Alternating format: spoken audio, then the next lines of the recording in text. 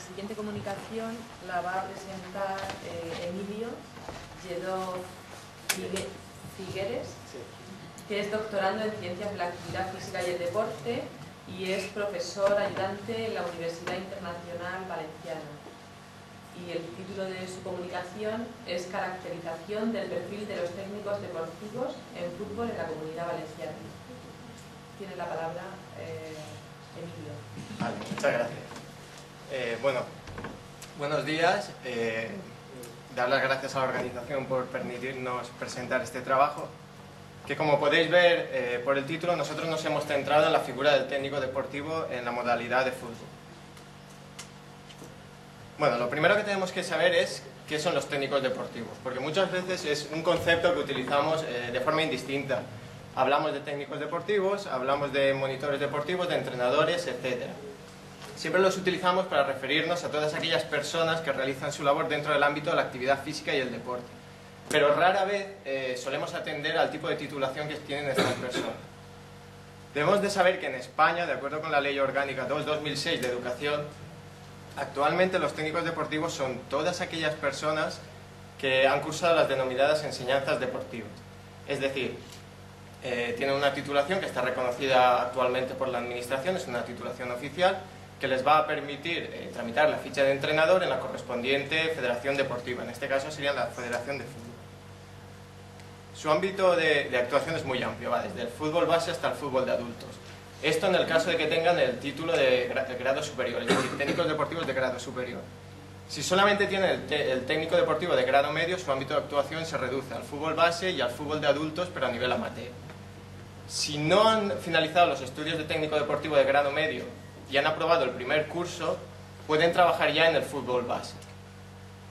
Dentro del fútbol base, el ámbito de actuación más normal son las denominadas escuelas de fútbol.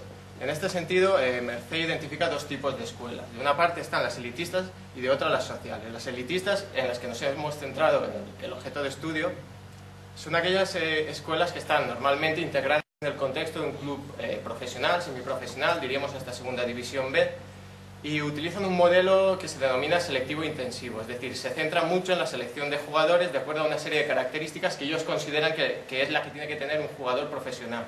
Suelen ser seleccionados por características físicas y por dominio técnico normalmente. Las sociales, pues bueno, su función es más la promoción deportiva, una función recreativa, y son más propias de las fundaciones deportivas municipales, de algunos colegios y de algunas escuelas de fútbol. Nosotros hemos planteado el estudio a partir de esta reflexión de Horswell, y es que si os paráis a pensar un poco, veréis que cualquier entrenador de fútbol, cualquier técnico deportivo, normalmente pasa con los jugadores, tal y como veremos luego en los resultados, pasa mucho más tiempo con sus jóvenes jugadores que cualquier docente de educación física pasa con sus alumnos dentro de lo que es la educación reglada. Sin embargo, si comparamos sus planes de estudio con el de los titulados universitarios en actividad física y deporte, vemos cómo la balanza o las diferencias son muy significativas hacia los formados, hacia las personas que tienen estudios universitarios, ya sea magisterio o licenciado en ciencias de la actividad física y el deporte. Luego hay otro aspecto que también nos llama la atención y es lo que Delgado denomina la fuerza de la costumbre. Muchas veces estos técnicos deportivos han sido o son jugadores en activo, han conocido una determinada metodología de trabajo, normalmente una metodología más tradicional, y digamos que como tienen una falta de formación a nivel pedagógico, tienden a repetir todo aquel trabajo que han ido conociendo a lo largo de su carrera como jugador. Luego, realizando la revisión bibliográfica, también observamos que existen muy pocos estudios que se centren exclusivamente en la figura del técnico deportivo. Aquí destacamos los que un poco más han profundizado, y tampoco en su plan de estudios. Básicamente, sobre todo, llama la atención si lo comparamos con la cantidad de estudios que se centran en la figura del docente de educación física y en el plan de estudios de los docentes. Por este motivo nosotros nos planteamos un primer estudio, que es conocer un poco cómo es el perfil de estos técnicos deportivos en el ámbito de la Comunidad Valenciana. Para ello planteamos una investigación cuantitativa de corte descriptivo y también inferencial, y elaboramos un cuestionario de autocumplimentación. Este cuestionario lo pasamos a una muestra de 20 entrenadores, de 20 técnicos deportivos que tuviesen la titulación de técnico deportivo y que estuviesen trabajando en la etapa de iniciación deportiva, más que nada porque esta es una etapa que genera muchísima controversia y hay muchas opiniones al respecto, y que estuviesen trabajando en equipos federados para tener un poco el factor competitivo también presente. Lo pasamos a entrenadores que estaban trabajando en escuelas integradas dentro de los clubes de primera división de la Comunidad Valenciana, en concreto el Levante, el Villarreal y el Valencia Club de Fútbol.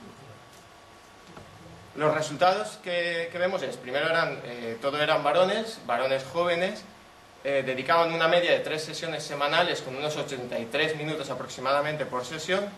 Poco más de la mitad tenían contrato y eso sí, todos recibían una remuneración, pero una remuneración bastante baja. Como vemos, dentro del ámbito de la Comunidad Valenciana este es un factor bastante común en todas aquellas personas que desarrollan su labor, ya sea en actividades extraescolares o en el entrenamiento de equipos o de individuos de forma individual. La gran mayoría, cerca de un 80%, pues tiene que desarrollar otro tipo de trabajo para poder vivir. Entonces, la primera consecuencia que vemos de esto es que la calidad del servicio en sí se va a ver afectada, porque tenemos un colectivo que tiene unas condiciones laborales relativamente malas. Entonces, teniendo en cuenta que hay estudios que nos dicen que cuando se analiza la calidad de un servicio deportivo, uno de los factores que se tiene más en cuenta es la persona que lleva a cabo la actividad, pues si tenemos entrenadores o técnicos deportivos relativamente desmotivados por su trabajo, el servicio que estamos ofertando se va a ver afectado. Luego, a nivel de formación, les pedimos que la valorase. Llama la atención que todos son conscientes de la importancia de tener tanto una buena formación inicial como una buena formación continua. Sin embargo, la oferta que hay, tanto de la enseñanza deportiva como la oferta de formación continua, congresos, etcétera, es relativamente baja, obtiene una media de 3, es decir, se valora como regular. Ya a nivel inferencial organizamos dos grupos, los técnicos deportivos que tenían formación universitaria y los técnicos deportivos que no tenían formación, solo las enseñanzas deportivas. Y vimos diferencias significativas. Los que tenían formación universitaria eran más conscientes de la importancia de tener una buena formación, pero también eran mucho más críticos, tanto con las enseñanzas deportivas como con la oferta de formación permanente. Vemos que en la Comunidad Valenciana y a nivel estatal en otras comunidades que también se han desarrollado estudios similares es una situación bastante común. Profundizando un poco más ya en la forma en que ellos desarrollan su trabajo, vemos que el 85% dispone de una programación. Este es un aspecto que es positivo, sobre todo teniendo en cuenta que dentro de lo que es el ámbito deportivo, o sea, de la docencia no reglada, el tener una programación no es un elemento que sea de obligado cumplimiento. Entonces, bueno, aquí vemos un aspecto positivo. También lo valoran como una herramienta muy importante y de mucha utilidad. Respecto a estudios anteriores, este factor ha crecido. Antes no se le daba la máxima puntuación, sino que, digamos que consideraban que había un factor que ellos denominaban azar o suerte, que también influía en la consecución del rendimiento. En cuanto a la finalidad que le dan a esta programación, vemos que hay equivalencia entre la finalidad educativa y competitiva. A nivel inferencial también observamos diferencias. Aquellos que tenían formación universitaria tendían un poco más a la variante o a la finalidad educativa y los que no tenían formación universitaria tendían un poco más a la competitiva. El problema que se observa es el mismo que ha pasado en otros trabajos, y es que ellos entienden la finalidad educativa, incluir contenidos propios de la educación física, pero los aprovechan para mejorar la condición de los jugadores, es decir, cogen aspectos de educación física pero centrados en la mejora condicional. Esto ocurría también en estudios anteriores. Otro problema que observamos es la competición, en qué sentido la utilizan. La utilizan como un medio, aprovechando la motivación que crean los jugadores para seguir trabajando, para favorecer su adherencia al entrenamiento, para que estén motivados, etc. O más bien la utilizan como un fin para ganar los partidos, diríamos. En cuanto a los contenidos propios, pues vemos que predominan los específicos de la modalidad deportiva, se le da mucha más importancia en la carga dentro de la programación a los específicos del fútbol. También hay un repunte de los propios de educación física respecto a estudios anteriores. De nuevo se observan diferencias significativas, siendo los técnicos deportivos con formación universitaria quienes tienden más a trabajar contenidos propios de educación física. Sin embargo, en los específicos no se observan diferencias significativas.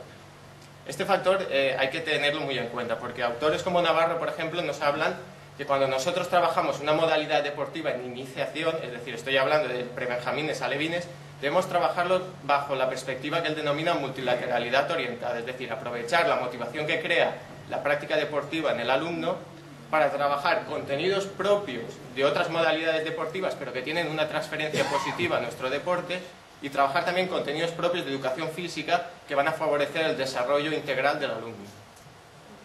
En cuanto a las metodologías es donde observamos el mayor problema, porque siguen predominando, igual que ocurría en otros estudios, metodologías más directivas, donde la figura del técnico deportivo es el que toma todas las decisiones sobre cómo organizar la actividad, sobre cómo se resuelven las situaciones, etc. De nuevo, sí que hay diferencias bastante significativas, siendo los técnicos deportivos sin formación universitaria los que más tienden a las directivas, y los técnicos con formación universitaria le dan una mayor presencia al alumno, utilizan metodologías más inclusivas. La causa, pues creemos que es lo que hablábamos anteriormente, la tradición, ¿no? La forma en que se ha venido trabajando durante estos años. También la causa es la falta, posiblemente, lo que comentaba anteriormente, de formación pedagógica, no tener las herramientas para modificar esas metodologías, para realizar nuevas propuestas, se ven un poco abocados a trabajar tal y como se trabajaba anteriormente. En cuanto a las actividades, pues hay un repunte muy significativo en las denominadas actividades integradas, es decir, actividades más globales, más similares al juego. Aquí las diferencias significativas las vemos a la hora de elaborar sus actividades. Los que tienen formación universitaria afirman que elaboran sus propias actividades en mayor medida que los técnicos deportivos sin formación universitaria. Y esto es importante porque lo que debemos hacer en las etapas de iniciación, cuando iniciamos a una modalidad deportiva, es debemos adaptar el juego al niño y no que sea el niño el que se adapte al juego. La justificación a todo esto que estoy comentando, de todos estos aspectos que son importantes, viene porque durante los últimos años, en el ámbito de las neurociencias, se ha avanzado mucho en el estudio sobre el proceso de mielinización. Es decir, se ha observado que cuando nosotros trabajamos una habilidad con un jugador o con un deportista, sabemos que se crean una serie de redes neuronales. Pues esas redes neuronales se van cubriendo de una capa que es mielina, una capa de mielina. Cuanto más trabajamos, más gruesa se va volviendo esa capa. Tiene una ventaja: cuanto más gruesa es, la transmisión de impulsos es más rápida, más eficientes nos volvemos. Pero tiene una desventaja: no hay una vuelta atrás. ¿Qué significa esto? Esto demuestra por qué muchas veces cuando una persona adquiere un hábito, es muy difícil cambiarle ese hábito y se debe realizar un aprendizaje paralelo para intentar modificarlo. Entonces, lo que los autores proponen es, si nosotros trabajamos en situaciones cerradas, sumamente controladas, donde el alumno no toma ninguna decisión, somos nosotros los que se lo explicamos, les estamos limitando su aprendizaje y su comprensión global de la modalidad o del juego.